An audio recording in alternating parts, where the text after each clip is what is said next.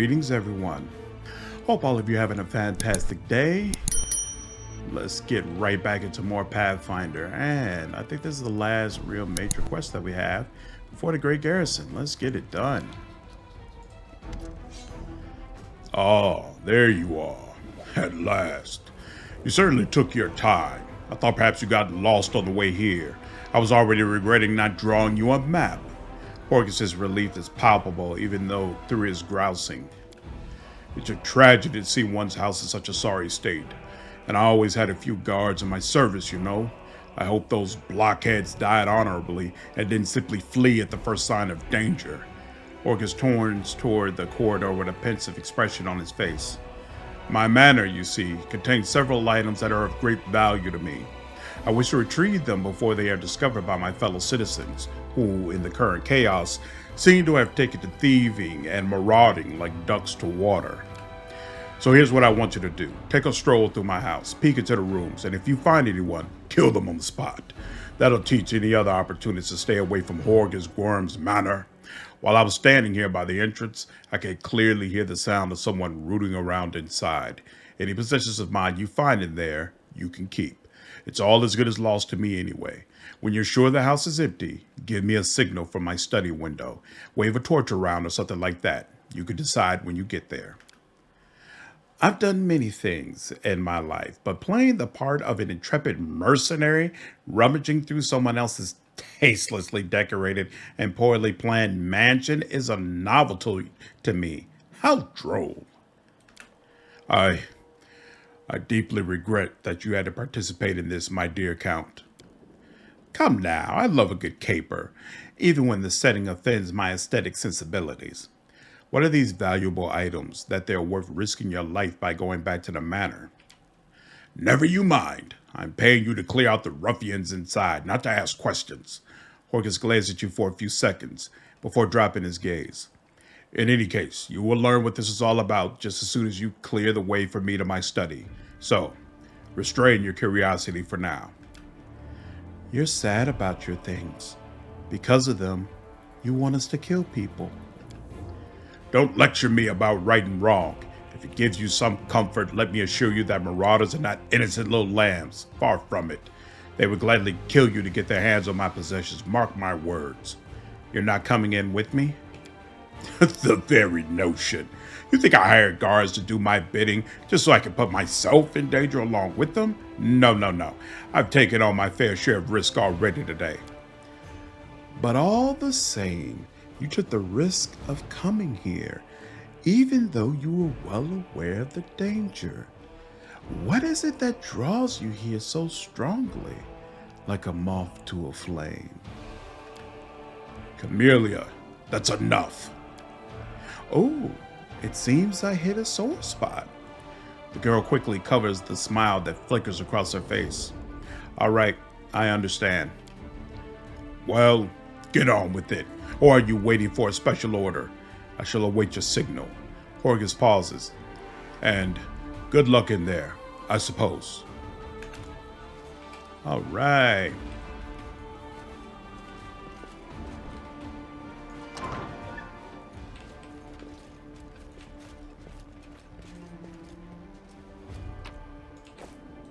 Forwards! No, backwards. Backwards!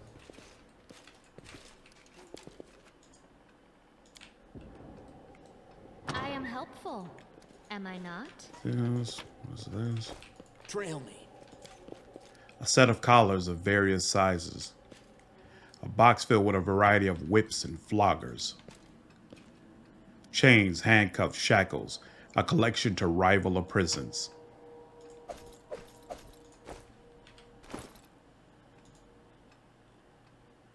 Sickle of Falter.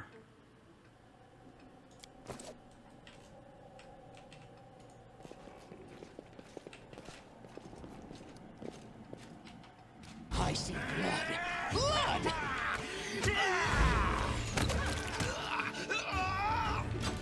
Swing on. And that's two.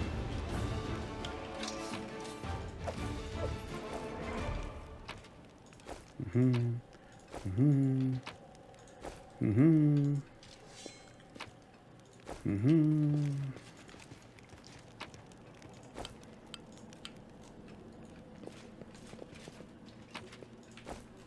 all that, okay.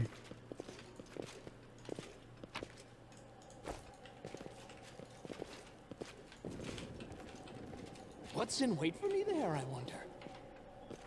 Let the duel commence. Uh-oh.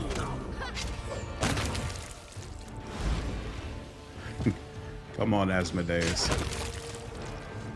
Not even needed. Works for me.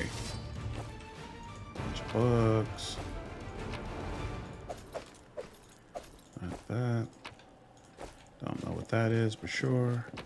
Grab that. Grab that.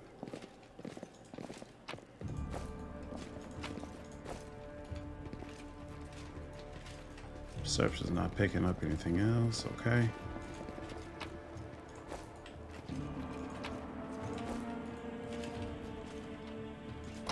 And through this door. All right.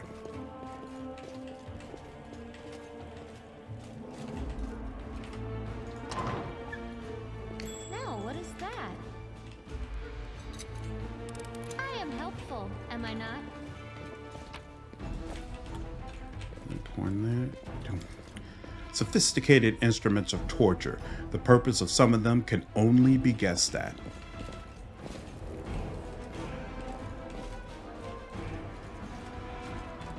Okay. Now, these people. This way. I am yours to command. I'm shooting it for harm. When do I'm quickly becoming a big fan.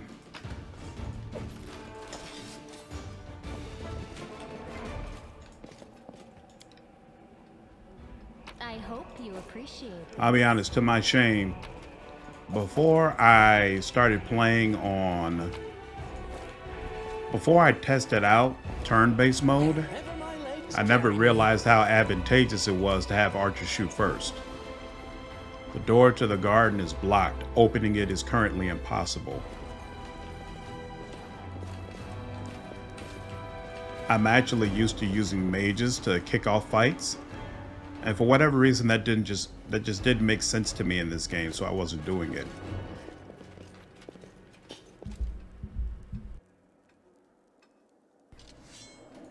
So I was just running up, starting it, but having the archers do it is so superior. The heartbeat quickens. All sphere. Ooh, he's shaking though. The world in Oh, wow. cruising. That's not enough.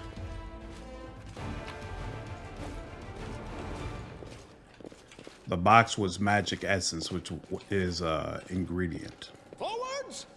No, backwards. Backwards. The door is locked by some unusual or magical means. There is no lock to be seen. Okay.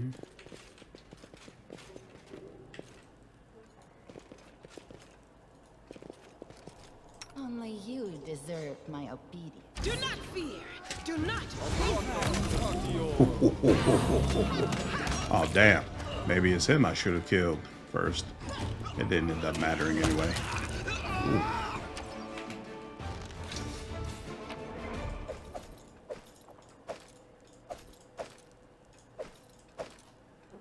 Oh, wow, wow, wow. Time for a level up.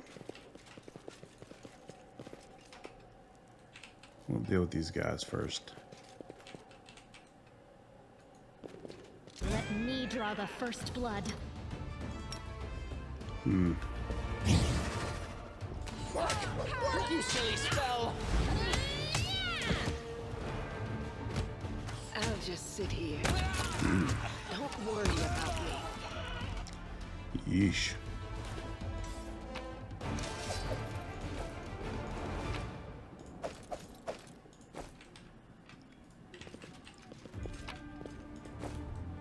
What's in wait for me there, I wonder?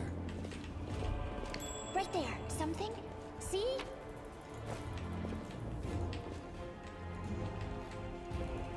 All right, now here's the hard part. First, Rules are made to be broken. let's get you Boom. Boom. Magritio Turinos. Magritio Turinos. Magritio Turinos. All right, what level is this? This is level 5. Mm-hmm.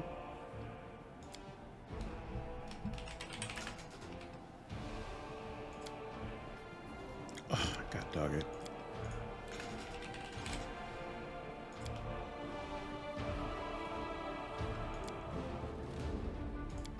Paladin.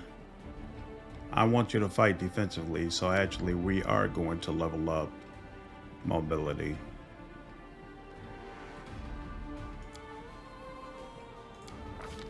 Feet, power attack. Ooh, we get my animal companion. Well, well, well. I'll take it. And we could be mounted. What do we want to do? Aggressor is what I like for you, right? Yeah, because you get the bleeding strike. And you get power attack. Yep. Athletics. Actually, you don't need athletics. I have athletics, and I'm not going to be wearing armor. So, it's redundant on you. But it still makes the most sense for you as well. Yeah, I guess we might as well. Feet. You don't have weapon focus yet. You don't need it. What? You don't need finesse. Do we want cleave for you? No, not really. Actually, now I think about it, it makes sense for you to have combat reflexes, right? I think that's what I usually get first for you. So we'll do that. Combat reflexes. Huh. That's interesting. Why? This is the domain that would be in here if you had chosen Lich. I wonder why it's listed. Would that be considered a bug? I think that would be considered a bug. But maybe not. Maybe they mean it. I'm not going to submit it. Okay, you are with Seelah. Seelah worships I am a day, so we'll keep it consistent.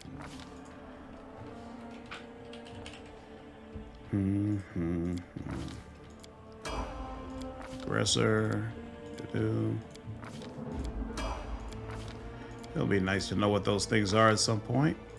Weapon focus. You get a bunch of claw attacks, right? And we'll level up strength, because that's what you keep raising up in. Boom, boom. What do you want now? Let's see. Nothing all that great. Could get dodge for you. You know what? I actually like blind fight on you. Sure. All right, because you do have that +4 on dexterity.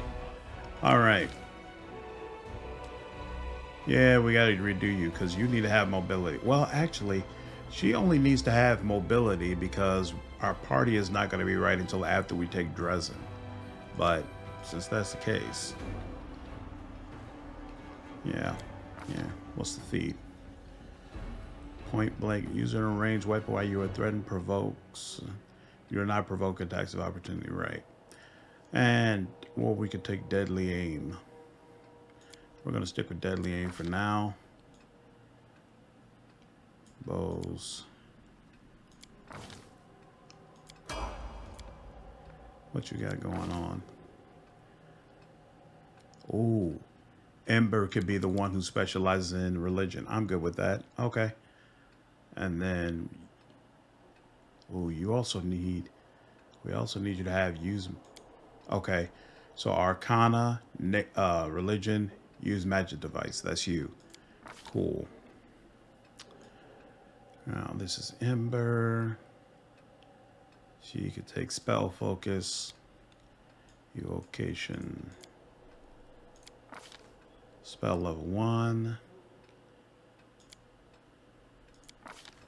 Spell level 2. Oh, shaker.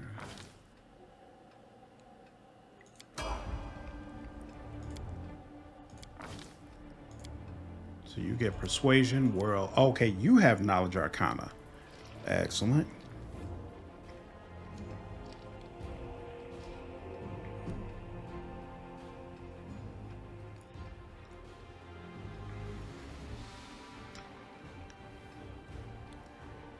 But actually,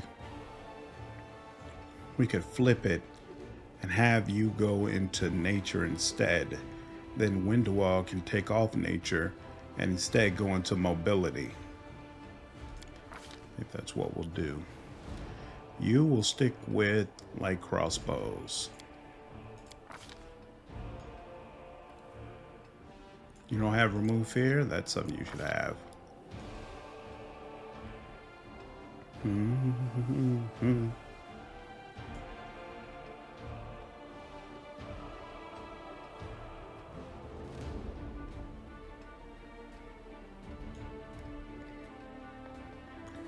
I already have bull strength. This is charisma, wisdom. There's nothing really all that great here for you, right?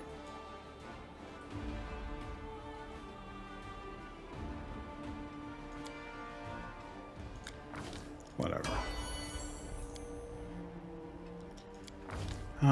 Brown fur transmuter is awesome, but it's not awesome for you, is it, darling? I'm going to respec you back to what you were at. We tried. I really wanted to make that work. I really love brown fur transmuter, or at least I love what I've read about it, and I wanted the opportunity to try it for myself. But and Camellia seemed like the best option because you get her so early, but her intelligence is way too low.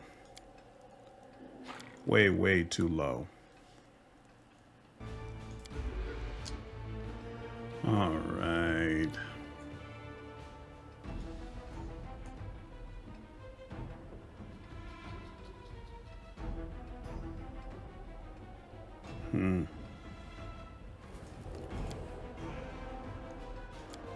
Major Primalist.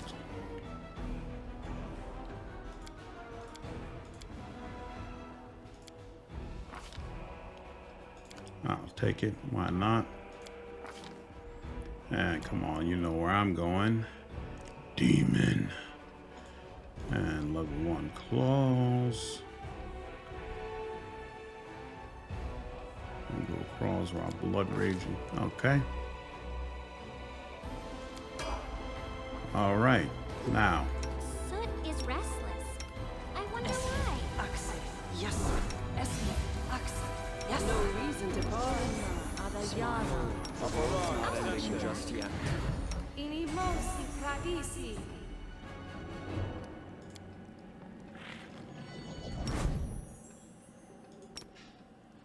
So many thoughts, so little time. Forgot about that damn thing. Amronda gratio.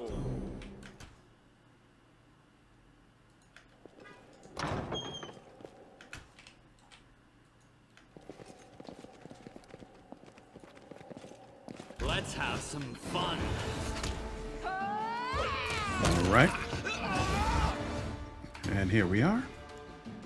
Now, this demon.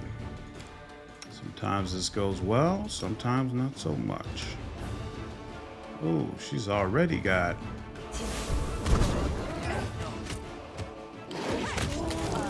There we go.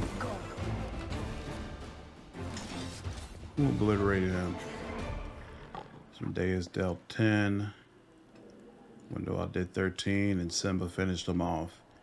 Very nice. Seelah got a nice bit of damage, and he missed Asmodeus.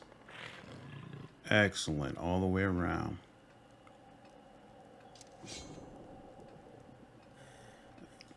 Awesome. All right.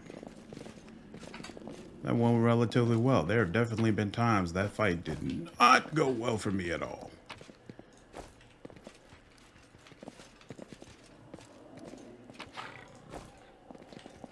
I see something over there. I am helpful, am I not? Short bow of code. +1 short bow. More attack against chaotic creatures.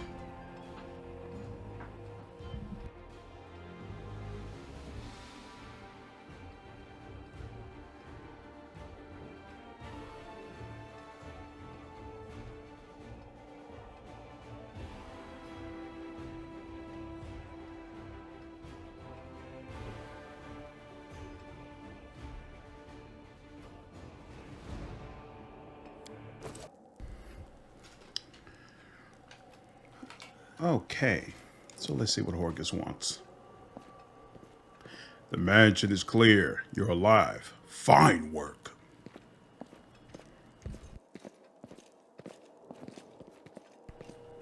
My secret door remains unopened. Fantastic. I wasn't too late. If you'll follow me.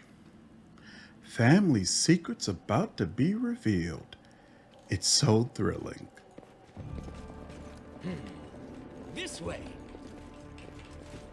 No secrets can escape my prying gaze.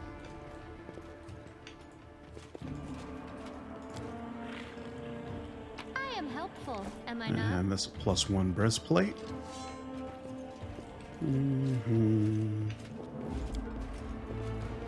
The painting depicts a thin blonde boy with sickly pale skin. The caption reads, Horgus Worm, 9 years of age. A happy family, Horgus, an unknown half-elf, and their dark-haired young daughter.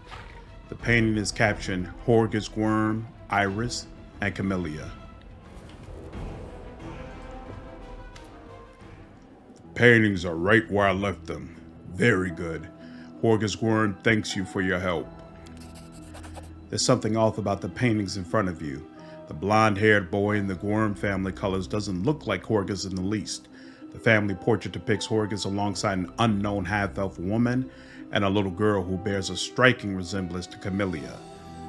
Who's that in the paintings, Horgus? So you've noticed. It seems there's no point in hiding it anymore. Horgus is silent for a few moments, then sighs and presses his lips into a hard line. You see, I have 2 secrets. Camellia is, in fact, my daughter, and I am not the real Horgus Worm. You're not Horgus Worm? My real name is Darian Witt. My parents were the servants of the real Worms at their mansion on the eastern edge of Mendev. The Worms were generous and noble, but short-sighted. They burned through most of their fortune on charity, when instead they should have taken better care of guarding the mansion. When I was 10 or so, I used to play in the garden with the weird Horgus Worm, who was just my age. I have no idea where the demons came from. Horgus ran to the mansion and I bolted in the opposite direction. He was captured and killed, and I wasn't. Horgus shrugs, apologetically. Crusaders came from the nearest city to aid us, but I was the only one who survived. They asked me my name, and I said I was Horgus Worm. That's the whole story. Such a heart-wrenching tale. It never fails to bring tears to my eyes. You are in no position to judge me, Camellia. Horgus's hands curl at the fist, but his voice sounds more tired than angry. You're right. I'm not. Darian's expression is strained as he listens to Horgus's confession. A small boy in a manor under attack by demons. Such a familiar tale. Mendev has many such tales, but there are rarely any survivors. Take poor Horgus, for instance. He didn't make it. You were fortunate, Count. Assuming you're not hiding anything. Horgus gives an awkward shrug, making it clear he was speaking in jest. Chaotic. A golden opportunity fell right into your lap. There's nothing shameful in seizing your chance for a better life. That was my thinking at first. Horgus releases a hollow laugh, but the years have given me a different view on things. It is difficult for me to speak openly about secrets which I have kept all these years. I have been hostage to them my entire life, strange as that sounds. Camellia is your daughter? Yes, illegitimate, that is to say. Horgus's cheeks reddened. She has resided in this house since birth. The staff thought she was a niece or the daughter of a friend who died in the Crusades. I never disabused them of their notions. Her mother, Iris, was a half-elf of humble origins. She worked in the gardens here. I wanted to unite the Gorm family with another noble line. The Gorm name could not be permitted to mix with commoners and thereby plunge into insignificance.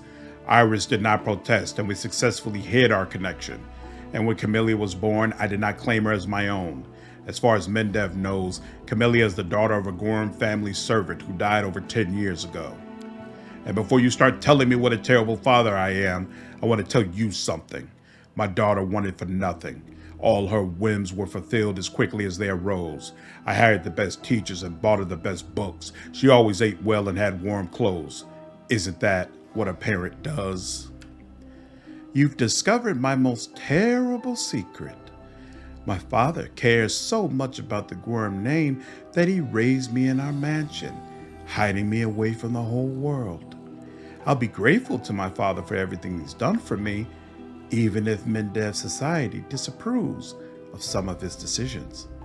Would it be insolent of me to beg for your discretion regarding what you know about us? Damn it all, and I thought Horgus as dull as ditch water. But now he brings this delightful offering of a stolen identity, a secret half-elf lover, and a bastard daughter. I'm afraid you've rather put me to shame. I promise to keep your secret, Camellia.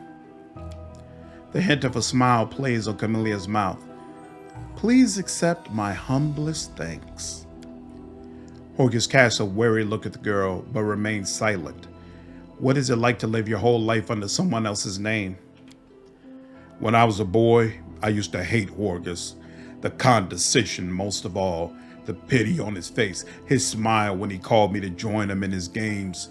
The difference in our birthright wasn't fair. Envy clouded my mind when the demons killed him and not me, and I thought it was a gift of fate. I seized my good fortune with both hands and never let go. When I told them my name was Horgus Gorm, the only heir to the vast fortune of the Gorm family, on that day, life was fair. Unfortunately, it took me many years to see the generosity behind the condescension and feel the compassion behind the pity. I discovered far too late that Horgus was my friend, even when I didn't feel myself his. I never accepted the hand of friendship he offered until it was far too late. But now what can I do? Reveal the truth, reject the name, and allow it to sink into oblivion? Will my friend Horgus want this? Horgus shakes his head, tired.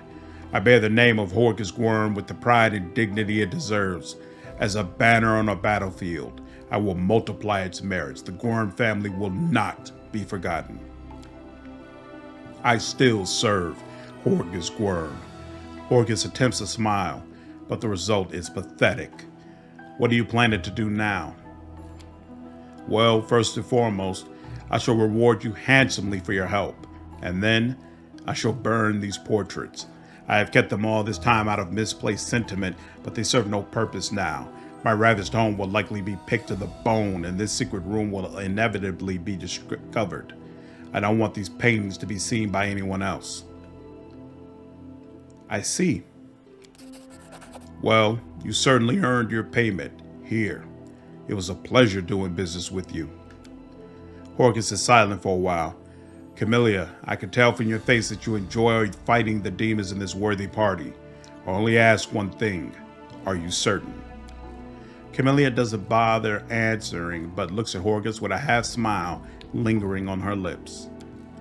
Well then, clearly I can no longer keep you safe. Our house is destroyed, our servants scattered or dead. Horgus stares into his daughter's face as though he is seeking the answer to an unasked question. Then he turns his attention to you. But now follow me. We'll make sure that no one ever again discovers the secrets of Horgus Gorm.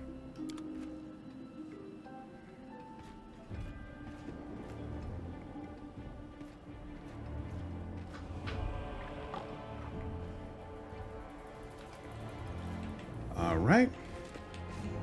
Wherever my legs carry me. Well, that's that then. Thank you for your help. Farewell and watch over Camellia. I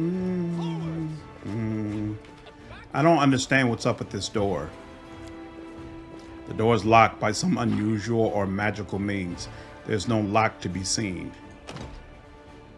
It seems like they would give you the option to ask him to open that. But maybe I'm tripping for thinking that. Trail me.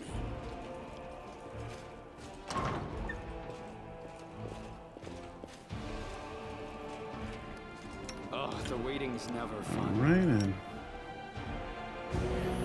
he's the only one. Okay, and he's good. All right, now we head back to Defender's Heart. So I need to talk to everyone there, and then once that's done, we can head to the Great Garrison. And finally get done with Act 1. And here we go, Defender's Heart.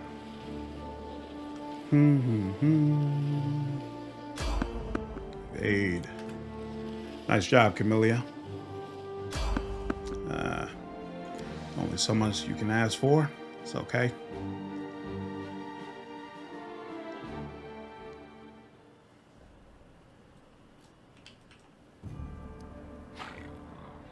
Oh, skip the pleasantries.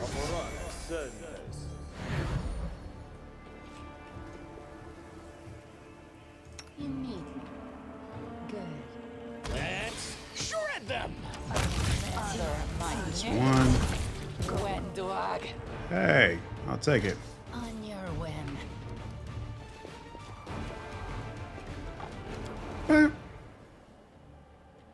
The deadly and cunning huntress. Oh, come on, man.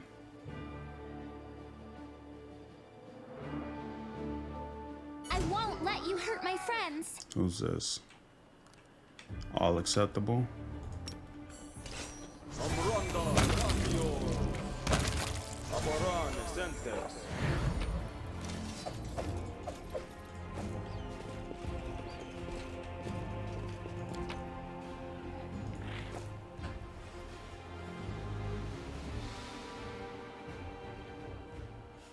Okay. Awesome. Finally. All right. Now.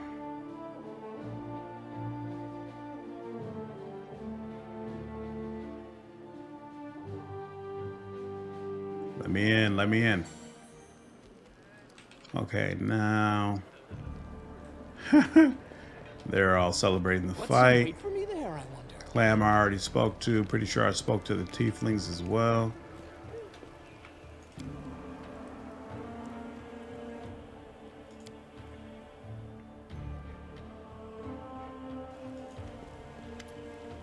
Ramien's face is deceptively serene. It would be easy to think that the Asimir has been lounging around, but his rolled up sleeves and the traces of blood on his fingers reveal that he barely stopped to catch his breath before going to help the injured. Oh, it's you. Praise Desna, I thought we wouldn't meet again. Did you know about the demon attack before it happened? Actually, no, we already asked him that. And we already asked him about the strange rituals. What are you doing here? I'm doing what people are doing all over the city. Healing the injured, comforting the grieving, counseling the lost. Alas, the goddess did not give me the ability to resurrect the dead. The Asimir offers a sad smile.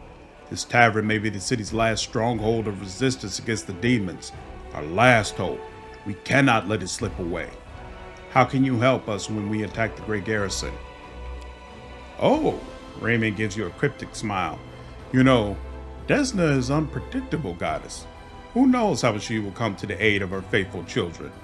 I had a dream where she sang the demons a lullaby, and they fell into a deep sleep just like innocent babes. What do you think my dream augurs? I have to go. If there's anything else you could do to save Kenebres, please do it. Okie dokie. This way. Let's talk to him. If you know who's who in the city, maybe you could tell me about Count Arinde. I'll tell you. Why not? Everyone knows the story, you see, but you can say that I'm the one who found it in a way. The Arindes are a wealthy family, an ancient line, and they hail from the outlying areas of Kenebres. That's where the Arende family seat is, along with their ancestral lands. In the past, if Mendev was ever feuding with Sarkoris or some clan from there was causing trouble, the Count and Countess Arende were the ones who would defend the border with their soldiers. Their main residence was called Heaven's Edge. It still stands to this day north of here on the road toward Dresden, but no one lives there now. Around 10 or so years ago, there was a grand celebration held at the estate. The mother and the guardian of the current count invited the great and the good to celebrate his birthday. The entire Arende clan was there, as well as many other nobles. And then, without warning, the demon struck.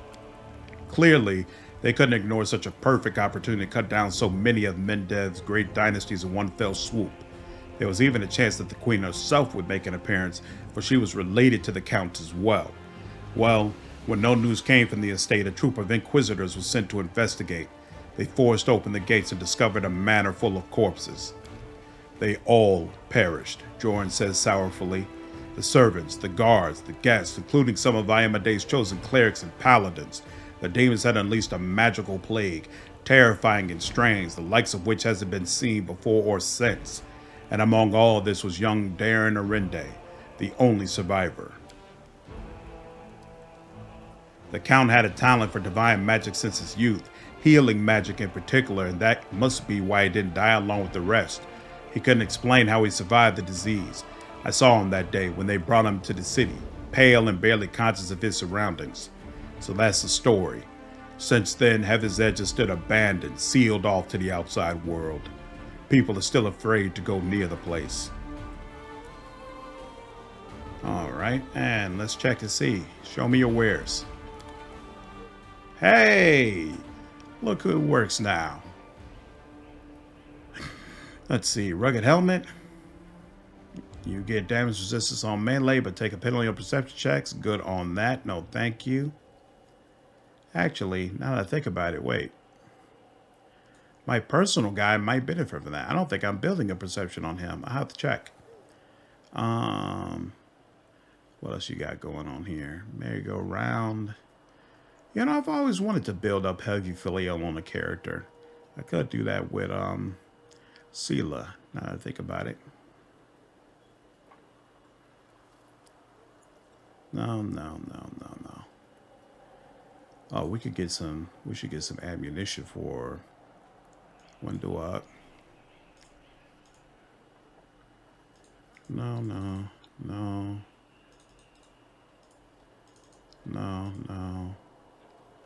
And trapping, she's got a +2 at this point. Right, long sword.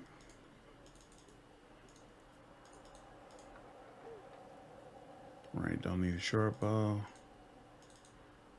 Don't need any of that.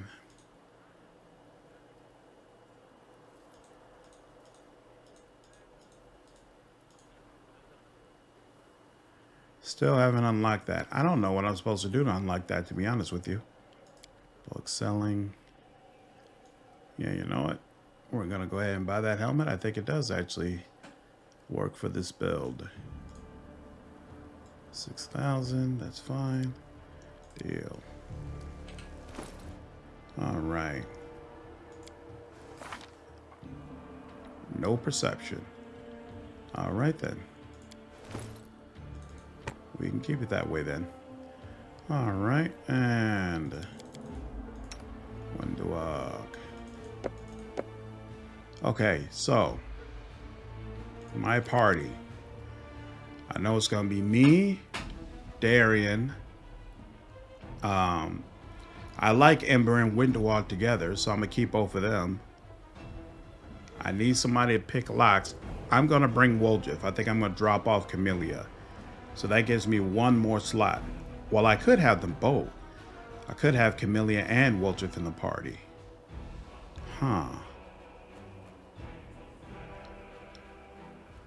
Or I could bring in Areelu. It's been a while since I ran with her, and she might get Barkskin now that I think about it. That's really what has me holding on to Camellia. I think she's the only party member you get that gets access to Barkskin.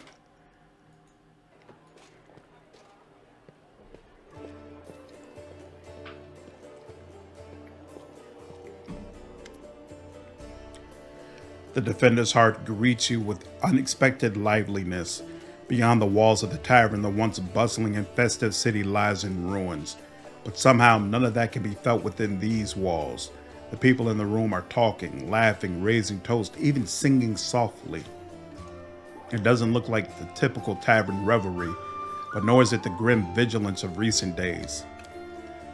Seelah waves to you. She is sitting at a table with the trio you met previously, the knight, the half-elf, and the red-headed halfling. Asmodeus IV, come!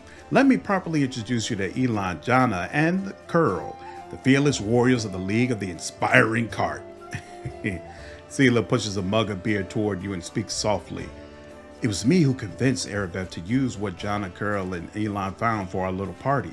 If you look out the window, you might think the end times have come and the abyss has devoured us all. I thought some simple pleasures, good food and good company, can help keep the gloom at bay. Seelah looks at you hesitantly as if trying to gauge your reaction. Chaotic. Have I ever turned down merrymaking and good company? Ha! Let's raise our mugs, my friends. Wait, I'm not ready for another toast yet. Ooh, wait, what happened? Your new alignment is neutral evil? Why? What did I start? Oh, because I respected to this character. And... well, no, I changed my alignment when I respect, though. That's super weird. But alright, whatever. Wait, I'm not ready for another toast yet. It's not every day that I drink with paladins, knights, and sword lords. Hey, are we just going to sit here with grim faces? I said we get to know each other a little better, so we have better reasons to toast. Tell me about you and your order, Elon. As stories go, it's not very entertaining. I was born far to the south, in Adoran. I lost my parents early, led the life of a simple mercenary, but often questioned the path I had chosen. I'm proud of my sword skills. I enjoy training and drills, and I'm not afraid of battle.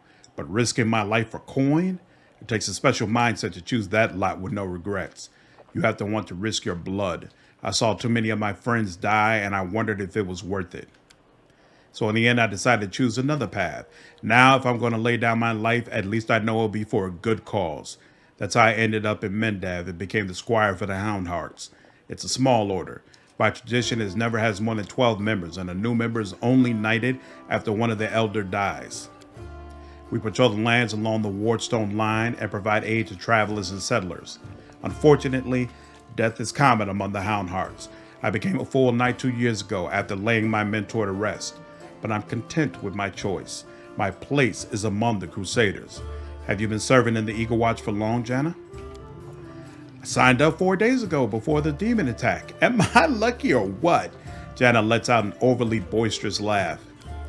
I'm an apprentice of a famous fencing master from Vhane. I learned a thing or two from him. Believe me, I soon got bored of fighting off bandits and getting involved in the petty squabbles of the bickering river kingdoms. I wanted a proper challenge, and you can't find a place better than Mendav. And what do you know? The moment I arrived, the demonic invasion began. My father would say that's no accident. Fate brought me here. What about you, Curl? How did you end up among the condemned? I just did what everyone else was doing. I grew up in the slums where everyone stole a little, or maybe smuggled, or guarded stashes, so... Curl stares into his mug gloomily. But I never killed anybody, and I never did anything really bad. I got caught stealing, and when they made me choose between prison and the condemned, well, of course I didn't want to go to prison. I'm not that good a fighter, but as Norgorber is my witness, a thief can also be useful in a war against demons. I've always been a good scout. I can sneak under the nose of any monster. But I don't know where my friends are now. We got separated when the demons rampaged through the city. Chin up, friend. Whoever you were in the past, you're our friend now. And a crusader. Your skills will be useful to us. You'll see. How do all of you know Seelah? I met my noble sister on the road to Kennebrest. I was returning from the south from my fiancé and was happy to be in the company of a paladin of Ayamade. We said our farewells at the city gates and I went north along the road to Dresden to my order's camp. Elon's face grows grim at the mention of the camp. The demons attacked us there at the same time they struck Kennebrest, but we managed to fight them off. We hurried to the city's aid and joined forces with the Eagle Watch. All my fellow Houndhearts were wounded during the battle in the streets. I'm the last knight of my order who can still fight. It's so good to see Seelah again. Every loyal heart counts these days. I met Seelah at a tavern in Kennebrez, before the attack, of course. She was one of the few who would sit at the table with the condemned. Knights usually don't even look at us, but Seelah is different. I knew it the moment I saw her. That's what made me notice Seelah too, so I sat down to talk to her. I never understood why everyone treated the condemned so horribly, and I still don't. Our Curl is a great lad, so after that night, Seelah and I went round the taverns together every day. Mendev is an amazing place. People from all over the world come here for glory, redemption, or to help those in trouble, and they always find each other. This might be the best place in the world to find like-minded people and friends. That was a toast, in case you didn't notice. Seelah, did you call me over just because, or is something the matter? I didn't just want to talk about today's celebration. You see, Elon is in trouble and I want to help him, and I don't know anyone else in the city I can turn to. His fellow knights were all wounded in battle. Elon shakes his head. Bad idea, sister, I told you. I don't want to bother anyone else with my problems. I need to handle them on my own. Oh, come on. Hiding your sadness from your friends is no way to live. Curl is right. Asmodeus IV helped me find you. Without his help, I'd still be looking for you all over Kenabres. So, Elon, come on. Stop being so stubborn. Tell me more. The young knight shakes his head. In all truth, I do not wish to impose. My problems are just minor troubles. A paladin of Iomedae and her friends certainly have more important things to do, especially now that Kenabres has been overrun with demons. If I've learned anything in life, it's that there's nothing minor about good and evil. Seelah begins seriously, but then a smile lights up her face. Take the three of you, for example. It seems like all you did was save one cart for some lesser demons. But look how many people are happy now. That feast will never be sung of in songs, but who knows? Maybe thanks to this one joyous hour of peace and rest, the defenders of Kenabres will find the strength to protect the city. Seelah catches her breath. I talk too much, don't I? Well, Sir Elon, I want to help you, and my reputation as a holy warrior of Iomedae won't suffer if it's more of a minor adventure than a glorious feat. The knight sighs and seems a little embarrassed. All right, I'll explain. The life of a crusader has given me more than just a purpose and a chance to serve a righteous cause. When I abandoned the life of a mercenary and came to Mendev, I gained something else I never expected. It's here that I met. May all the ladies here forgive me, the finest girl in all the world. It's a miracle she found any love in her heart for a bungler like me. But I'm not about to let this miracle go. Not even the Demon Lord Deskari and all his demon army can stand in my way. Luckily, my beloved is now safely away from Kenabres. For half a year, I've been getting up my courage to propose to her. I even ordered a ring from Derek Sunhammer, the best jeweler in Mendev. Independent knightly orders live mostly off donations, and I'm not what you would call rich, but I so want to make Kiana happy. Oh, it took me 3 months to find a jewel the same shade as her eyes, and twice that long to scrape together enough money. Master Derek's work was worth it, but I lost the ring during the demon attack, and I'll probably never find a worthy replacement. The ring is most likely still at the Houndheart's camp outside the city. Elon and his friends didn't have time to pack up their camp. First the demons ambushed them, and then they rushed off to help Kenabres. I think we should at least go there and check. Not right now, of course, but once the situation in the city is under control. What can we run into at this camp? My friends and I killed 2 large demons attacking the camp, then rode straight to the city without spending any more time cleaning up the rest of their band. It was only a few imps, but they might still be at the camp. Of course, this was a while ago. Our camp was attacked at the same time as the wardstone in the main square, and I haven't been back there since. Fine, I will help. Seelah puts a hand on your shoulder. Thanks for agreeing to help. Elon is a good man and a true knight, and I think the world should repay those who are so devoted to doing good. Let's help him, so he can propose to his beloved the way he wanted. Seelah, I hope you can convince Erebev to let me go with you when you do this. I don't want to be parting from my friends. Of course, if the League of the Inspiring Card has come together in this dark hour, we must continue onward together. All right.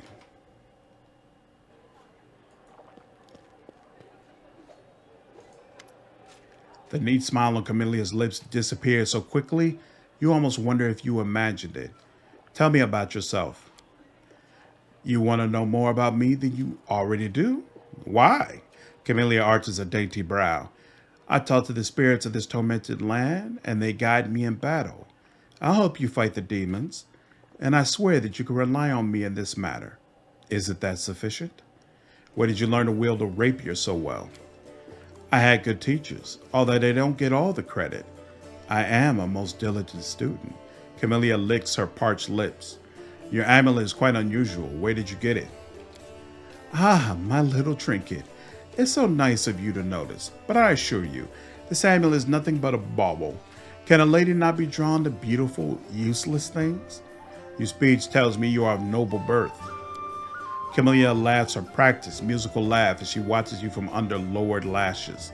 You're most insightful, a fine quality to have. Camellia's laughter ends, and unspoken words hang in the silence. Forgive me if my questions disturb you. I couldn't resist such a noble and beautiful lady.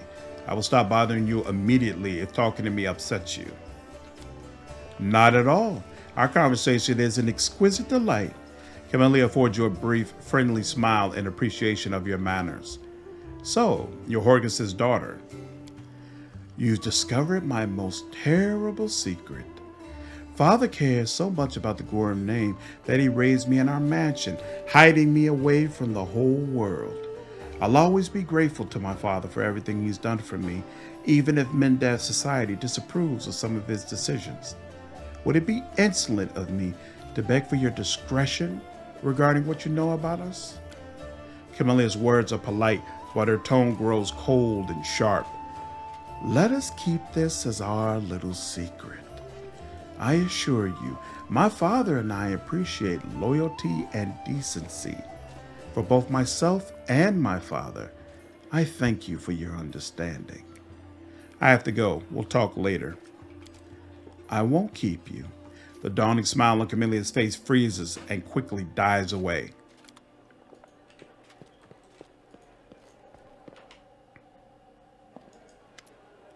The elf in front of you is young, still an adolescent by the standards of their long-lived folk.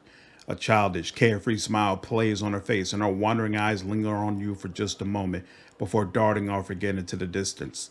Terrible scars cover her body, and a few of her fingers are missing. A crow sits on her shoulder, observing you with its clever black eyes. Tell me about yourself. Well, they call me Ember.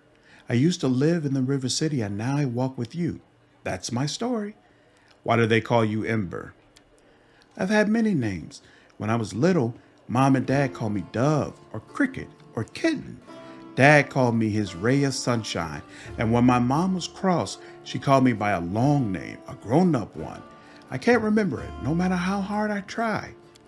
Then, when I came to live in the River City, the good people called me different, funny names like Ember, or Torch, or Smoky. I don't know why. They called me Bird Brain because I have a crow. They called me Lucky Seven because of my fingers. The girl raises her hands. The middle finger on her right hand and the two smaller fingers on her left are missing. They sometimes called me Grilled Meat and said I was stupid. But I didn't feel hurt. I mean, they're right. I really am silly. They didn't mean to hurt me. I like Ember. It's a good word. Embers are like people. On the outside, they're gray and cold like stones, but they're warm inside. You can blow on them and they'll start a fire to help you survive a cold night. And that's wonderful, isn't it? Ember it is. Where are you from? Far away. From the flower country. The girl gestures vaguely off into the distance. It's so beautiful there. Everywhere there's flowers blooming, golden towers, and waterfalls. And everyone is like me with pointy ears. There's no round-eared people, no short ones, no horned heads. We live there together, me and Mom and Dad. Mom and Dad argued a lot. Dad used to say that all the good people should go on the Crusade and fight the demons. And Mom said he was silly because it was so far away and none of our business, and that he shouldn't abandon his child. She meant me. But he didn't abandon me. He took me along. He said I was born the same year that the hole to the demon world appeared. He said it was a sign that I could be one of the heroes who closes it. Of course, I'm not a hero, but I'm here anyway, helping as much as I can. Where did you get your stars? It happened by accident. My dad and I came sailing down the river to join the Crusade. Dad said that all the good people were going to the Worldwound to heal it. He said that the Crusaders were the best people in the world, and together we were going to win. But when we arrived at the River City, the Crusaders got everything mixed up. They thought my dad and I were bad and decided to burn us at the stake. Dad died, and I cried so loudly that one good night realized it was all a big mistake. He started yelling at the other Crusaders, even the ones in charge, and then walked right into the fire and got me out. The others wanted to stop him, but he took out his sword and scared them away. The kind knight took me to a healer. I later learned that while the knight was pulling me from the flames, he himself was burned so badly that he died not long after. But I'm still alive, a few fingers missing, and my skin is funny. I've lived in the River City ever since. I never had my own house, and I had many friends. But then the demons came, and I met you, and you know what happened after that. They must have thought you were doing something lawful and just. That's what happens when people let the law do their thinking for them instead of their conscience.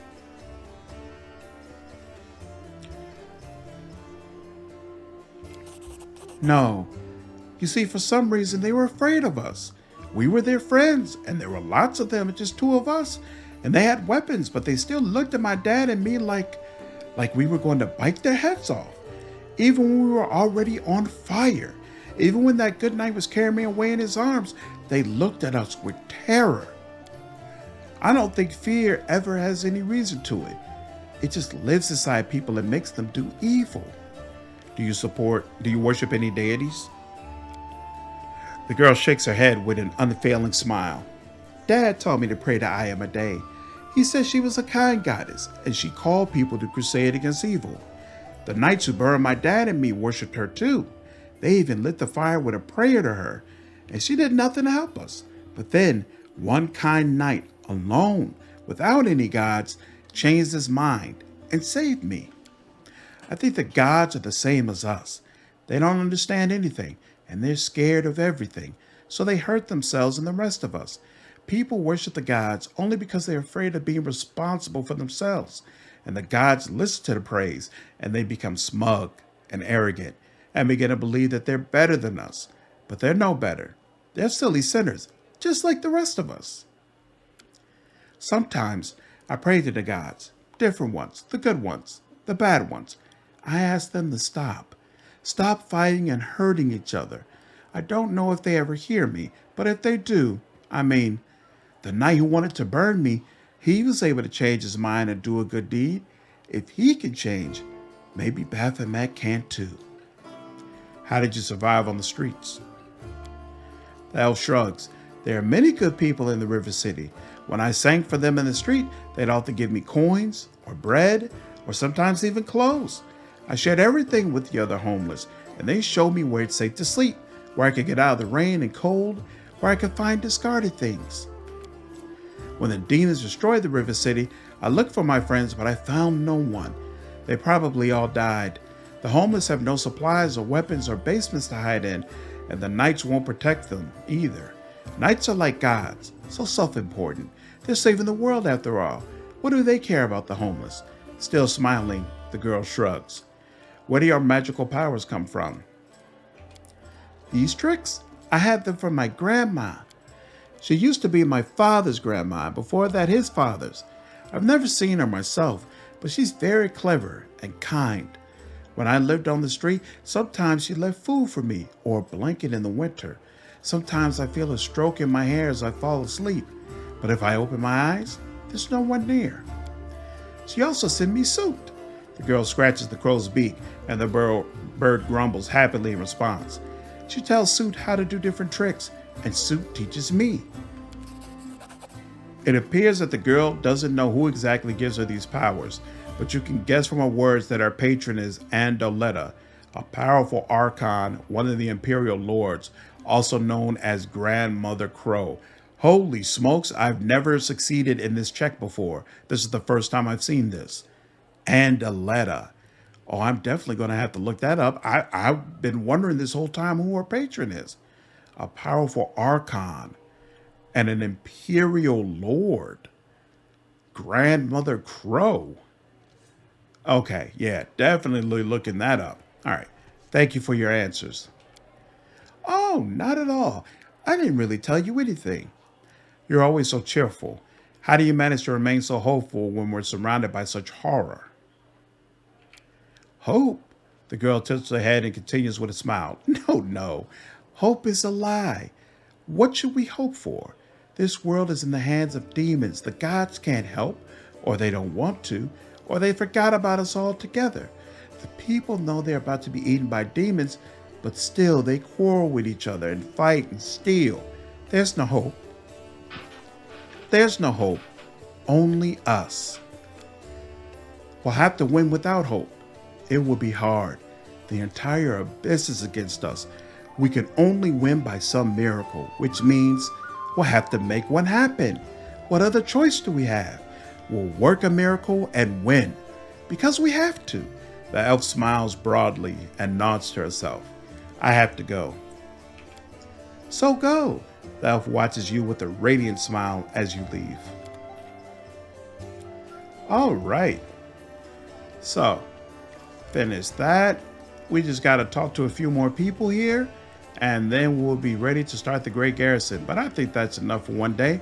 I appreciate everybody who watched the playthrough. If you enjoyed it, please leave me a like down below and subscribe to the channel if you haven't already. I will see you all in the next video. Take care.